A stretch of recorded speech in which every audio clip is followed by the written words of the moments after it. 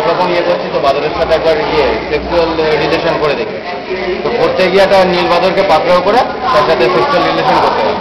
Unfortunately সেই বাদরটার দিয়ে HIV virus, সেটা মানুষের ট্রান্সমিশন। আর আরেকটা যেটা ধারণা আছে, মানে দুটো পাওয়া গেছে, এটা হচ্ছে একটা।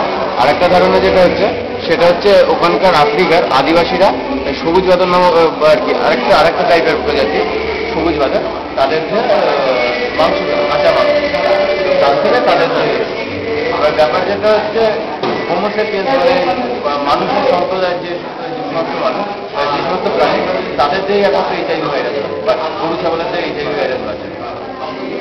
তো যার জন্য এটা শুধু মানুষের দিয়ে ট্রান্সমিট। এবার ব্যাপারটা হচ্ছে এখানে HIV এখনো পর্যন্ত প্রপার কোনো ট্রিটমেন্ট হয়েছে, তার জন্য HIV একমাত্র উপায় হচ্ছে এটা